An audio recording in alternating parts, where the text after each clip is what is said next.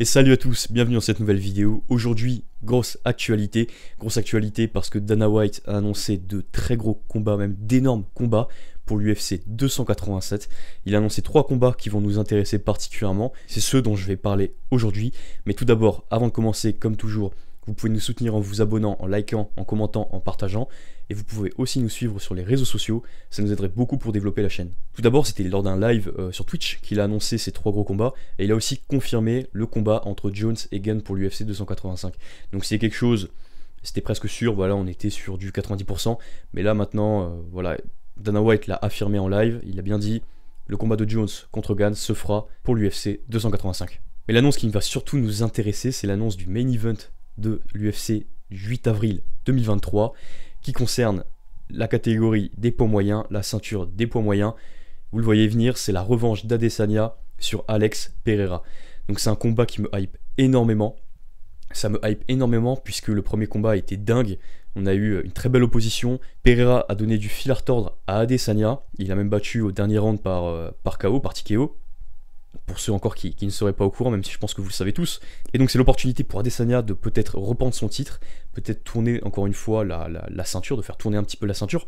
Ce sera un combat très dur à pronostiquer, puisque Adesanya, il reste quand même très fort. Il était sur une très très bonne dynamique, une très bonne série de victoires. Hormis la défaite contre Blachowicz, il était sur une très bonne série de victoires dans les middleweight à l'UFC. Donc adversaire toujours extrêmement redoutable évidemment. Mais de l'autre côté, Alex Pereira, on a l'impression qu'il y a un peu le sort qui s'acharne sur Adesanya, qui le force à affronter Pereira et à perdre contre Pereira. Donc on verra dans le deuxième combat, on verra dans cette revanche pour Adesanya s'il arrive à reprendre sa ceinture. Moi, mon pronostic, c'est qu'à mon avis, Pereira arrivera à avoir les bons ajustements pour ne pas faire les erreurs qu'il a fait dans le premier combat contre Adesanya.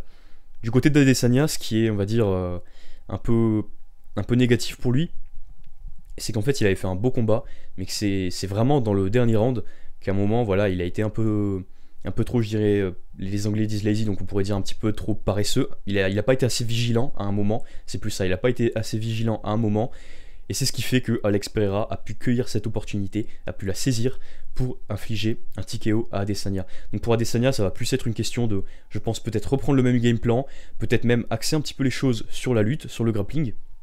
On a vu qu'il y a eu beaucoup de succès dans les derniers rounds en grappling contre Pereira. Il y a même tout un round du combat, il me semble quasiment la totalité du round qui s'est passé au sol avec Adesanya qui dominait les positions en grappling. Donc ça c'est quelque chose de très positif pour Adesanya, mais encore une fois comme je l'ai dit, j'ai du mal à voir les petits ajustements qu'Israël pourrait faire pour justement empêcher Alex Pereira de gagner, puisque j'ai l'impression qu'il avait fait un très beau combat, mais c'était un petit peu une question de temps avant que Pereira l'emporte.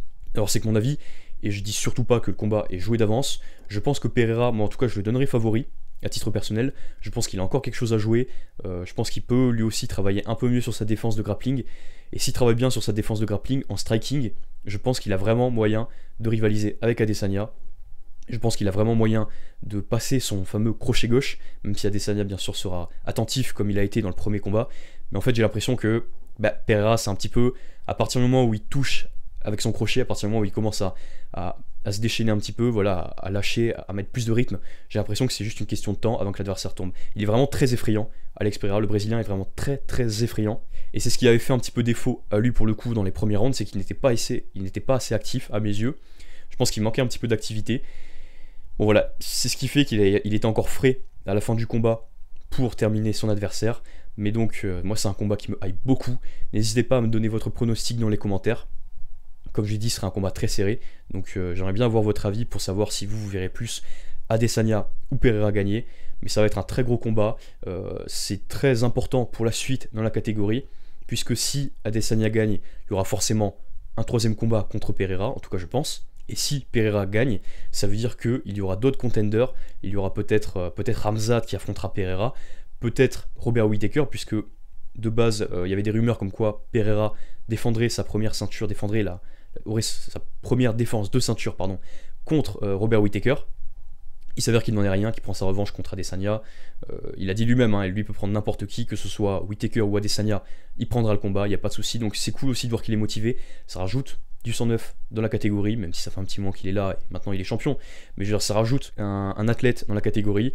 Et là j'ai l'impression qu'on se retrouve à avoir un petit peu le même trio qu'on a eu en bantamweight il y a quelques années, avec Dominic Cruz, TJ Dillashaw et Cody Garbrandt, dans la mesure où j'ai l'impression que Adesanya a battu 2 fois Whittaker. À mes yeux, Whittaker pourrait battre Pereira, il serait très bien parti pour battre Pereira, je pense que moi je le donnerais favori, et Pereira par contre je le donnerais favori contre Adesanya. On se retrouve dans une configuration un peu bizarre, encore une fois, on a un trio, et j'ai l'impression que la ceinture va passer un petit peu entre les mains de ces 3 athlètes différents, et que ça va se jouer comme ça.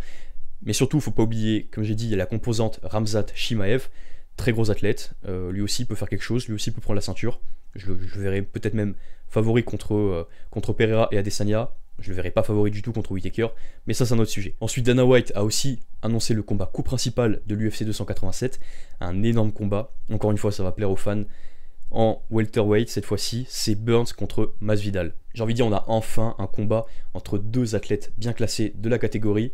Jusque-là, on n'avait pas vraiment eu ce genre de combat. Il y a Usman évidemment qui défendait ses ceintures, on a eu un Covington contre Masvidal, mais je veux dire, il y a très peu d'activité au sommet de la catégorie. Un petit peu comme un lightweight au final, ces 2 catégories qui sont tellement stackées, il y a tellement de combattants différents, la place est chère, et tout le monde est tellement dangereux dans cette catégorie que par exemple si un numéro 3 prend un numéro 7 et qu'il perd, bon bah voilà, il se fait automatiquement déclassé, et forcément c'est celui qui vient de le battre qui passera devant lui pour avoir sa chance pour le titre. Donc je comprends un petit peu le fait que voilà, certains combattants n'aient pas envie d'affronter des nouveaux venus, mais il y a un moment il faut quand même qu'ils s'affrontent. Voilà, lightweight ça va bouger un petit peu avec Fiziev, Gaethje et aussi une annonce entre Dariush contre Oliveira. Encore une fois on en reparlera dans une autre vidéo, mais enfin la catégorie welterweight va bouger. Déjà je tiens à dire que je respecte énormément Burns pour ce qu'il fait, il est extrêmement actif, il n'a pas hésité à prendre Khamzat Chimaev alors que personne ne voulait le prendre. Clairement Khamzat, personne ne voulait le prendre, tout le monde sait que c'est quelqu'un de très dangereux, et il n'y a que Burns qui a eu vraiment le courage, pour ne pas dire les couilles, de prendre le Tchétchène, de l'affronter. Il a fait un excellent combat, très serré d'ailleurs, hein, un combat très serré, il a mis knockdown, il s'est pris un knockdown, enfin bref, énorme respect à Burns, qui n'a pas peur de prendre des combattants.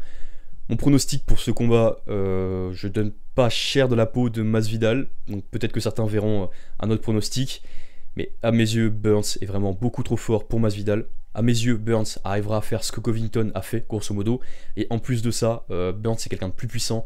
S'il arrive à toucher Masvidal et qu'il arrive à l'amener au sol et continuer de travailler au sol, ça peut vraiment jouer en la défaveur de Masvidal. Moi je donnerais Burns gagnant.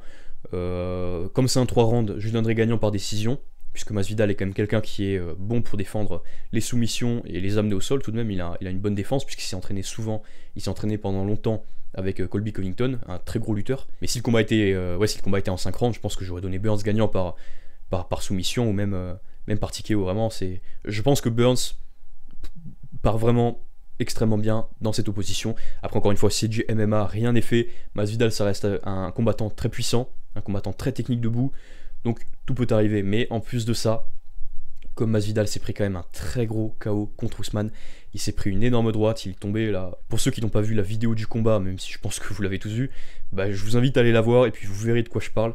Vraiment, le KO qu'il a pris, ça fait froid dans le dos.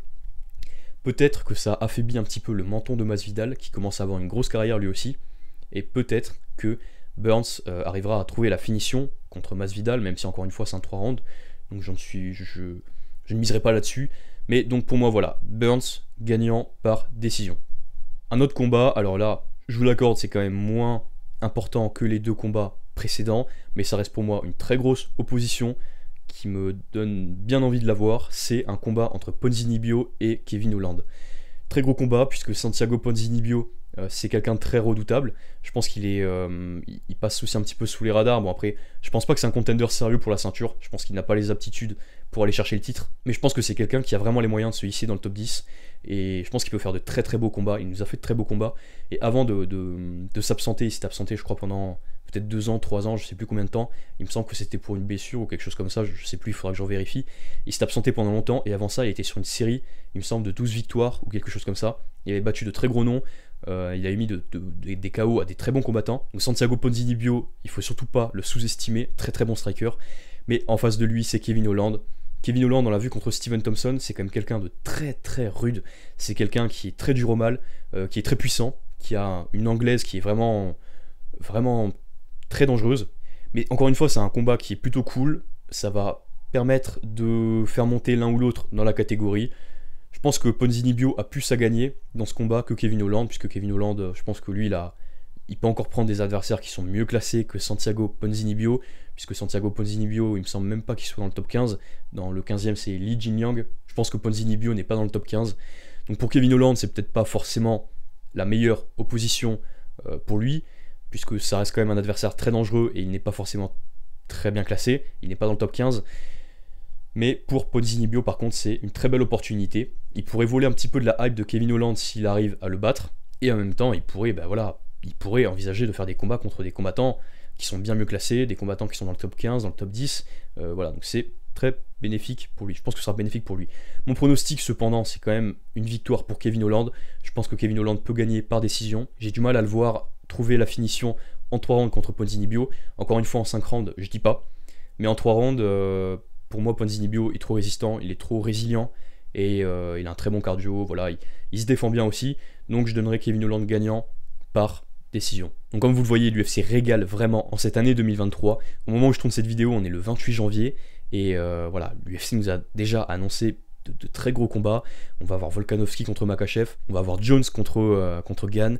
Là maintenant, on a Pereira contre Adesanya, deuxième combat. Voilà, il n'y a que d'énormes oppositions. Vraiment, l'UFC nous fait un très beau cadeau. Donc c'est tout pour cette vidéo. Je suis très curieux de savoir quels sont vos pronostics pour les 3 combats dont on a parlé.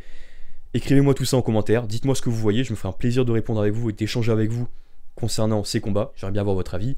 Et écoutez, on se dit à la prochaine pour une nouvelle vidéo.